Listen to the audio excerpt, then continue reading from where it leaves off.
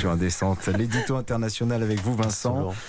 Vladimir Poutine vient de décréter la loi martiale dans les territoires ukrainiens annexés par la Russie. Est-ce que c'est grave ? La loi martiale, ça signifie le couvre-feu et la censure. Et qui dit loi martiale dit la guerre. Mais Vladimir Poutine n'a pas encore prononcé le mot tabou. Officiellement, son armée mène toujours une opération spéciale, tellement spéciale qu'elle est spécialement mal en point. Le Donbass vit en fait sous l'état d'urgence depuis 8 ans. La loi martiale ne change rien.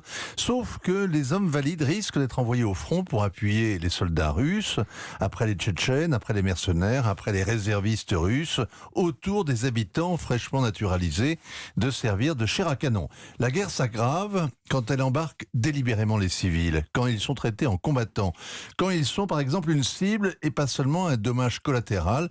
Et c'est bien ce qui est en train de se passer en Ukraine. Alors, autre fait de guerre, Vincent, depuis le début de la semaine, les habitants de Kiev, et ça illustre ce que vous dites sur les civils, les habitants de Kiev sont visés par des drones kamikazes. Oui, l'arme est faite pour susciter la terreur, le danger vient du ciel, ils se préparent donc à passer l'hiver en claquant des dents, de peur et aussi de froid, puisque les centrales électriques sont systématiquement bombardées, un tiers d'entre elles sont déjà hors service. Les Européens s'indignent et dénoncent un crime de guerre, les mêmes se taisent quand des obus anonymes tombent sur la centrale électrique de Bodorov, la ville russe, de l'autre côté de la frontière. L'Europe, en fait, admire le courage du peuple ukrainien et c'est pour ça que le Parlement européen lui a décerné hier le prix Sakharov pour la liberté de penser.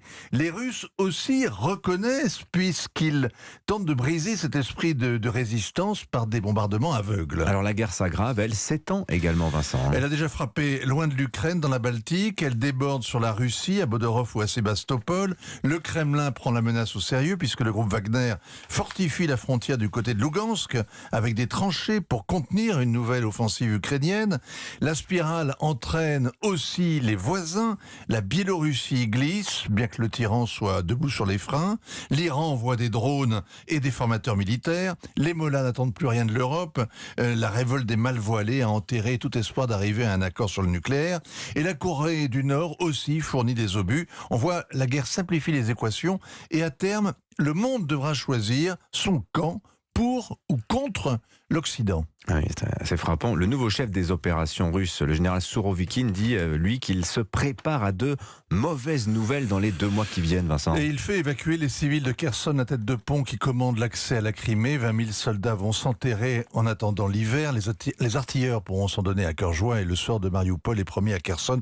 Mais cette fois, les Russes sont à l'intérieur, décidés à tenir leur position jusqu'à l'arrivée de la relève au printemps. Bref, la guerre s'aggrave, elle s'étend et elle va s'éterniser. Oui, et elle va s'enterrer, en tout cas pour cet hiver, si je vous ai bien suivi. Merci beaucoup, Vincent Hervouette. Signature. 7h